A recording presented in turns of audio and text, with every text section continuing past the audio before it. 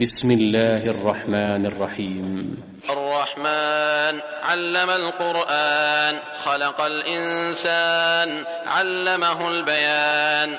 الشمس والقمر بحسبان، والنجم والشجر يسجدان. والسماء رفعها ووضع الميزان، ألا تطغوا في الميزان. وأقيموا الوزن بالقسط ولا تخسروا الميزان.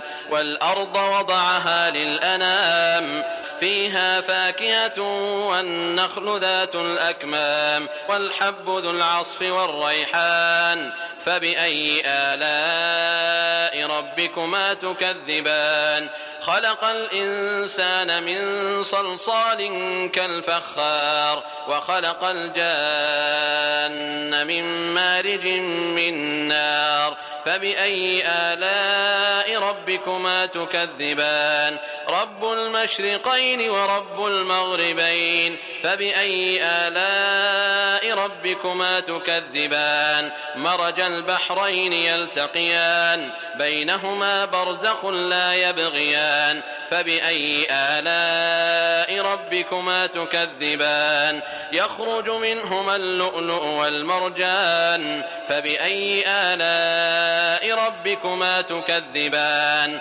وله الجوار المنشآت في البحر كالأعلام. فبأي آلاء ربكما تكذبان؟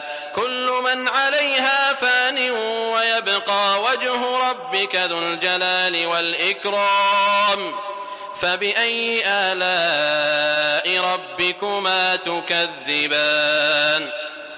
يسأله من في السماوات والأرض كل يوم هو في شأن. فبأي آلاء ربكما تكذبان؟ سنفرغ لكم أيها الثقلان. فبأي آلاء ربكما تكذبان؟ يا معشر الجن والإنس إن استطعتم أن تنفذوا من أقطار السماوات والأرض فانفذوا، لا تنفذون إلا بسلطان.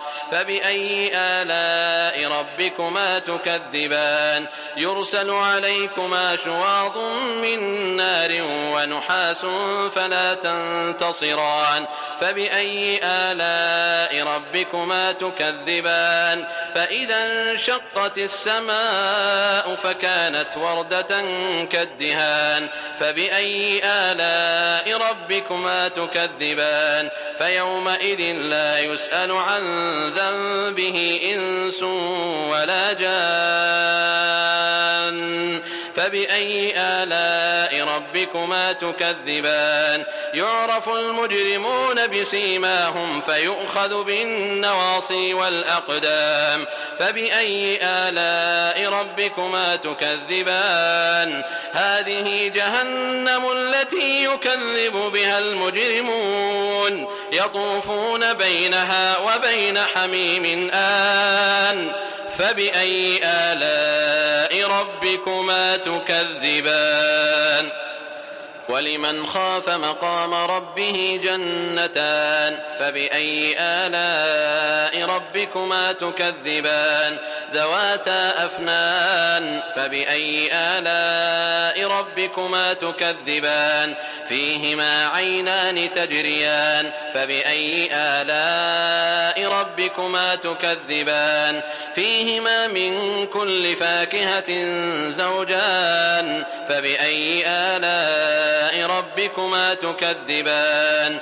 متكئين على فرش بطائنها من استبرق وجنى الجنتين دان. فبأي آلاء ربكما تكذبان؟ فيهن قاصرات الطرف لم يطمثهن إنس قبلهم ولا جان.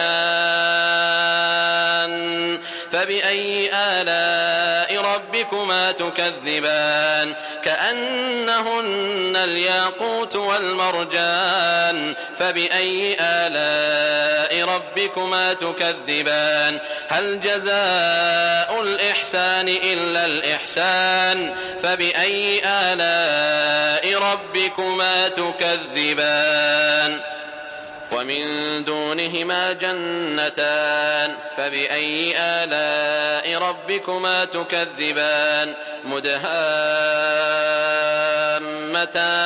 فبأي آلاء ربكما تكذبان فيهما عينان نضاختان فبأي آلاء ربكما تكذبان فيهما فاكهة ونخل ورمان فبأي آلاء ربكما تكذبان فيهن خيرات حسان فبأي آلاء ربكما تكذبان حور مقصورات في الخيام فبأي آلاء ربكما تكذبان لم يطمثهن إنس قبلهم ولا جان فبأي آلاء ربكما تكذبان متكئين على رفرف خضر وعبقري حسان فبأي آلاء ربكما تكذبان